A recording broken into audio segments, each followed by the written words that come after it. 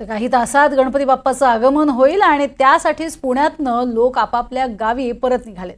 मागील 2 दिवस एसटीचा संप होता, त्यामुळे आधीच प्रवाशांची थोडीशी तारांबळ उडाली होती।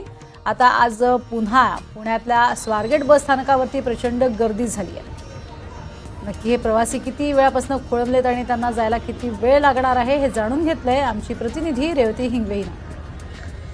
नमस्कार, NDTV मराठीमध्ये तुमचं सगळ्यांचं स्वागत आहे। आपण आता आलेलो आहोत पुण्यातल्या स्वारगेट बस स्थानकावरती।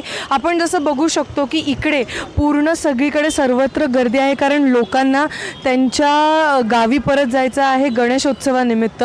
मी मुद्दामून इकडे बाहेरच्या बाजूला थांबलेली आहे, कारण इकडे जे आपल्याला बुकिंगचं दिसतंय त्याच्यापासून ही बाहेरपर्यंत रांग आहे आणि गेल्या काही अनेक तासांपासून लोक इथे थांबलेली आहेत आणि त्यांना ना व्यवस्थित बसची सेवा आहे आणि ना तिकीट बुक होत आहेत। आपण एका माऊलींकडनं जाणून घेऊयात की ते किती तास झाले इथे थांबलेत आणि काय त्यांचं म्हणणं आहे या सगळ्या व्यवस्थापनावरती।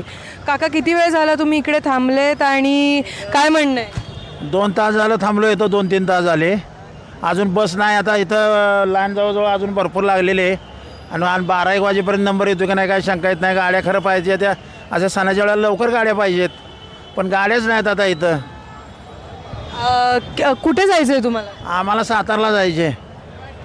आणि इथे किती वेळापासून तुम्ही बघताय गर्दी आहे सगळ्या लोकांची? सकाळी तसं 6 वाजल्यापासून गर्दीच आहे। आमची जे घरची आली होती बघायला गर्दी किती आहे ती, पण म्हटलं आम्ही उभा राहतो, उभा आता 2-3 तास लागले तरी काय होते, त्याला पण उभं राहिलं पाहिजे ना जायचं म्हणल्यावर सणाला। तुम्हाला कुठे जायचं? आम्ही घरी एकत्र सातारला जायचे। सांग की सातारला जायचे। गणपतीसाठी घरी जायचे? हा, गणपतीसाठी घरी जायचे। पण आता इकडेच जर पूर्ण दिवस गेला तर कसं जाणार मग? काय कावा जा, वेळ मिळेल तसं जाणार। नक्कीच आपल्यासोबत अजून काही लोकसुद्धा आहेत, पण ते आत्ता बोलायसाठी तयार नाही, कारण ते इकडे बराच वेळ झाले उभे आहेत आणि त्यांना गेल्या अनेक तासांपासून ना तिकीट मिळाले ना बसची सेवा।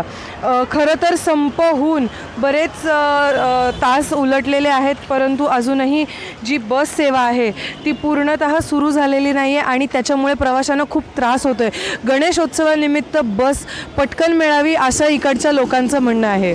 NDTV मराठीसाठी रेवती हिंगवे, पुणे।